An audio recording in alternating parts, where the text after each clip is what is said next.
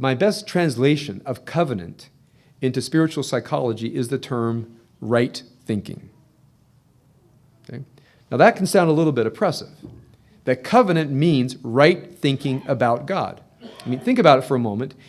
The way that you break the covenant, according to this, is to serve other gods, which means you have a theory about the spiritual world that is actually incorrect. Now, we're not assuming that people say the following: well, I realize that God is the God of the universe, and if I remain loyal to God, God will bless me, but I'll just do this other thing anyway. That's probably not what's happening here. What's probably happening here is people get it wrong. Instead of trusting the tradition to get it right, there is only one God. It's the God of the universe, a God who is most highly interested in moral behavior and in spiritual fidelity, and therefore posed against polytheism, magic, and so forth in general. If that's what it is, then a person who says, look, I just don't believe in this one universal God. I actually believe in a polytheistic pantheon. I believe you have to serve each of these gods, and if you serve each of these gods, each one of them will bless you with fertility in one way or another. So what a person is basically saying is, I don't believe it. Now, if a person in their heart of hearts does not believe in the one God, but rather believes in a polytheistic pantheon that is basically fertility gods, that person would, I think, in some way feel at least obligated or prudentially obligated to serve that pantheon of gods, meaning they're doing what they think is right. The Torah comes back and says, if you do that, I'll hurt you. Okay?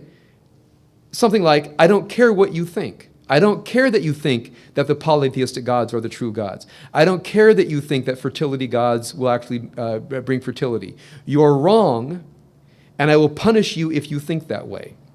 Because if you think that way, then certain behaviors devolve from it, which the Torah finds abhorrent. Now, when you think about this, I think I'm saying it pretty starkly and pretty truly. Is that kind of what it amounts to? Yeah? Right? Sounds a little bit upsetting. It's not very politically correct. You know, it violates our notion of freedom of thought, freedom of conscience, and so forth.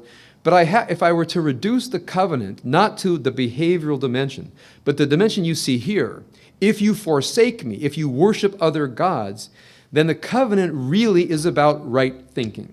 Okay? So one could say what it actually means is there are deleterious consequences to it. That's the theory of the Torah, but it's not borne out in history. Yeah, so who is the most successful king with the greatest borders, the most powerful king in the history of Israel? Anybody know? Not David.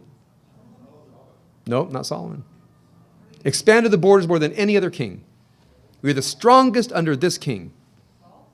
King Ahab. Of Ahab and Jezebel for infamy.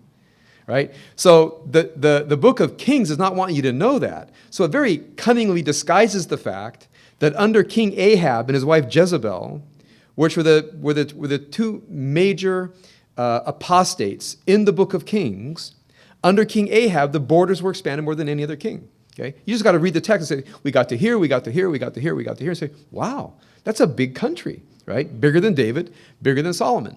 All right? So if you just look on, who is the most successful king in terms of big land, lots of power, it was King Ahab, the most condemned king in the book of Kings. So it's as if the Bible wants you to believe one thing, but just can't support it. Okay? Now, I like the belief. I like the idea. And people say, so how do you feel when you read this stuff? I said, I'm sad it's not true. Now, it's not that I dislike it. I wish it were true that God, in some expedient way, would punish the wicked and reward the good. I truly wish that were the case. It's just not the case. So one could say, well, if you disobey the covenant, it's like running a red light. If you disobey the covenant, it might be like getting on the freeway. I mean, who knows what's going to happen in the 20s? That's one thing that's very clear to me is the theory of unintended consequences. We really don't know what happens in the course of doing things. You can intend something good, something bad happens. You intend the bad, the good happens. So because we cannot judge an action based on consequences, as Immanuel Kant said, the only thing you can really judge morally is human intention, human will, because you can't control outcomes. So let's go back for a moment. The idea that covenant means right thinking. Now, the Bible wants you to say, and right thinking creates a world of blessing. I wish it were true. I have great sympathy with the idea. I just know that it's not true because I read, I know history, and I visit people in the hospital, much better people than I am, who die young, who suffer in indescribable ways. And I know people that are objectively wicked and live long and prosperous lives. Now, someone could say to me, there's a divine plan behind this. I say, I'm not convinced. I'm just not convinced. I give the metaphor, one of the hardest things I had to face as a rabbi starting out, 36-year-old woman, 3 children, dying of stomach cancer. Now, okay, so convince me there's a divine plan behind that one, right? And I'm just not convinced, unless you just need to hold the idea that there's a divine plan. I don't need to hold on to the idea, right? So therefore, I'm left with the idea that God does not have power outside the human will, and whatever God's mind and consciousness is, it's evolved through us. Therefore, I do not believe in God, divine omniscience, that God knows the future. The future's not there yet.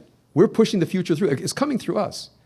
Another way of saying it is, I'm here paraphrasing Hans Jonas, we are the ones that draw the lines on God's face, the countenance of the divine. Right? If you've ever seen a person who's suffered terribly in life, and you can see you can actually see the structure of the suffering in their face. You meet another person that just beams a kind of inner beauty and inner peace from what's happening within them. And Hans Jonas, in an article that I read many, many years ago, talking about the countenance of God, he says, we create the shape of the divine countenance. It's happening through us. It's not happening outside of us. We are responsible. We are 100% responsible. Now, with this being said, so what do I do with the covenant? So the covenant for me does not mean that if I, as a person, or we as the Jewish people, act well, behave well, or live in fidelity to God, that good things will happen to us, and if we don't do it, bad things will happen to us. I just have to reject that. So what does covenant mean for me? So covenant for me is translated into a very, I'll repeat words you've already heard. Number one, very Kabbalistic. I'll say very Stoic, and one that puts morality in terms of duty and not in terms of reward. Okay? So if you're looking for a reward for being a good person, you're looking at the wrong theology. Okay? There's no reward guaranteed for you. In fact, it might very well mean your life is going to be harder.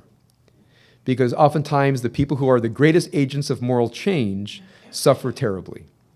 And those around them suffer terribly until society and culture catch up.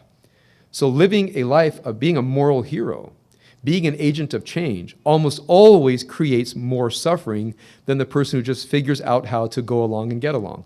Not always, but often enough that there's no rule that being a good person means that your life is good. So therefore, what is the motivation for good? I mean, I've had people who are very traditional, Orthodox people sometimes say to me, if that's true, then what's your motivation for keeping the covenant?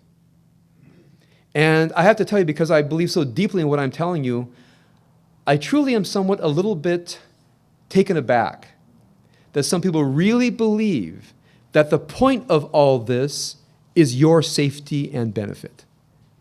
I'm really taken aback. I said, so you're telling me the mezuzah is on your door to protect your house, and the tefillin is to protect you and your family, and you keep kosher because you want to make your life safe.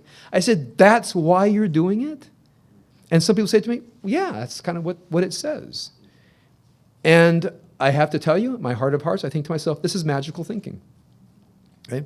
And it leads to some of the most abhorrent things I've ever heard, which we've heard many times. Sometimes in Israel, when there's a tragedy, you remember this, some kids died in a bus accident, and the guy went down to their school, and he checked the mezuzahs on the doors of the classroom and found, 10 or 13 bad mezuzahs, and which of course exactly matched the number of kids that were killed in the bus accident. And so why these children die? Because of the mezuzahs on the school. I've said this before, I thought to myself, that's why the punishment of whipping is in the Torah, okay? Because I thought to myself, that rabbi should be taken on and whipped for saying so abhorrent. I think number one, it's blasphemy. It's defamation of the divine name. And can you imagine the parents? I have an explanation for your young child's death, okay? So I read that kind of stuff, and it really is, by the way, the absurd end of that line of thinking. So therefore, what is the covenant? So the covenant is in my mind purely in terms of human responsibility, okay?